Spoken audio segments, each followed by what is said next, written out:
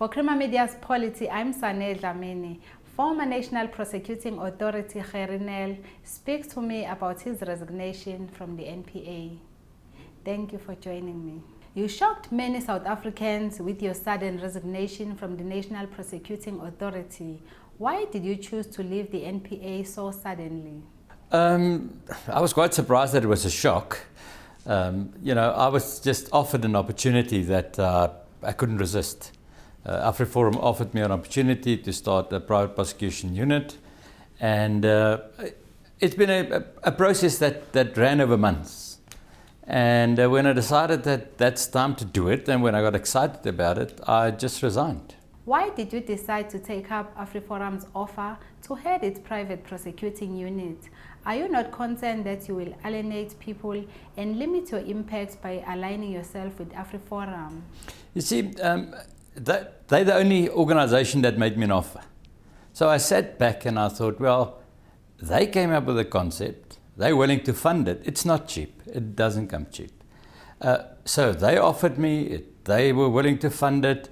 And I was very confident. I thought about it a lot. But I'm very confident that I built up an integrity profile over years that cannot disappear overnight.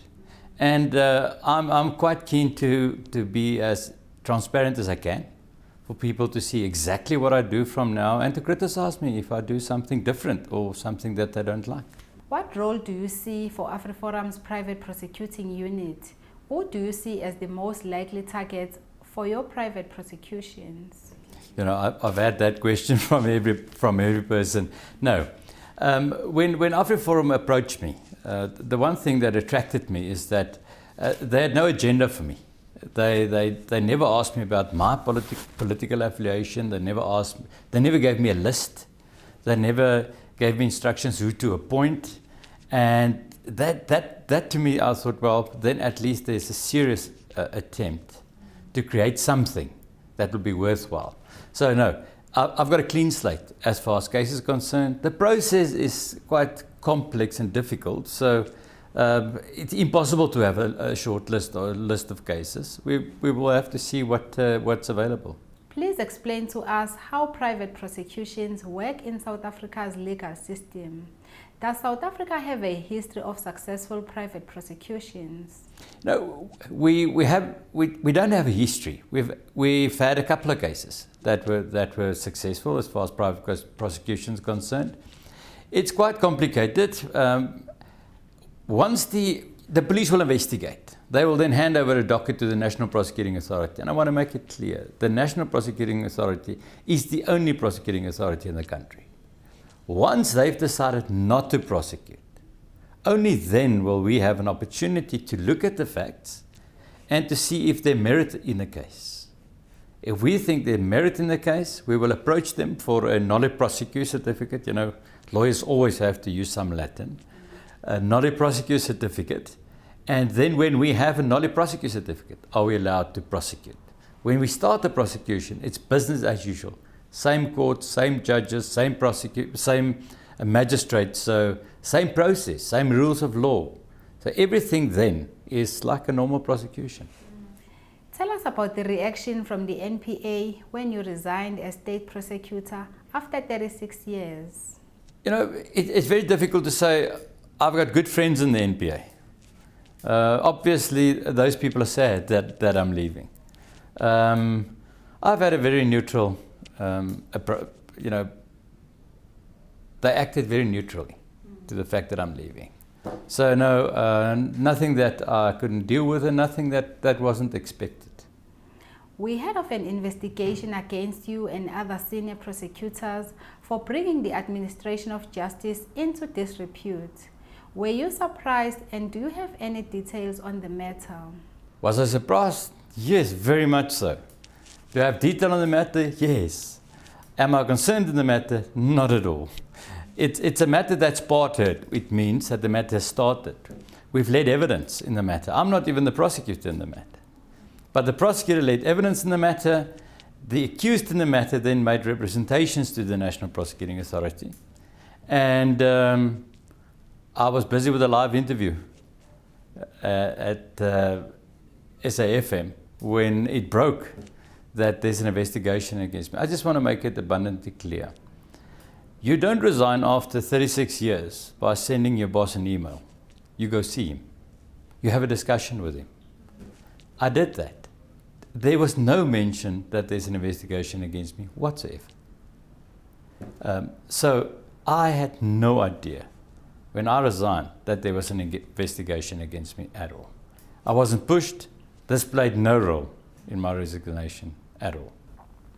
You've been quoted saying your integrity is not for sale. How are you going to make sure that AfriForum does not interfere in your work?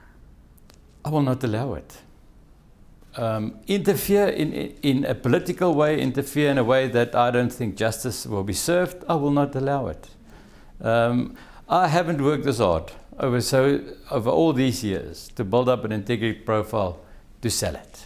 And I've got no intention to do it. But I want to go one step further. You know, I would not have taken the leap if I had any idea that there might be interference that I couldn't deal with. So, ma'am, no, I'm fairly comfortable sitting here and I hope we can just start working and get all those media things done. Gerrie Nel, CEO of AfriForum, said your appointment was a warning to corrupt politicians and officials on national, provincial, as well as local government levels that they cannot be safe from prosecution due to their political conduct.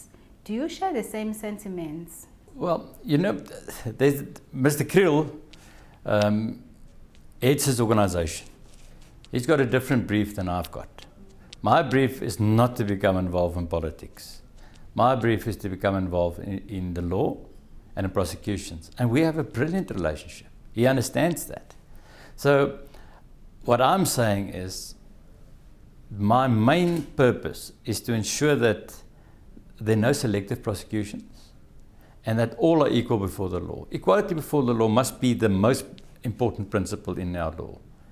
Now, if we get a matter and if we successfully prosecute the matter, then we've achieved exactly what we set out to do, and that is to ensure that there's equality before the law.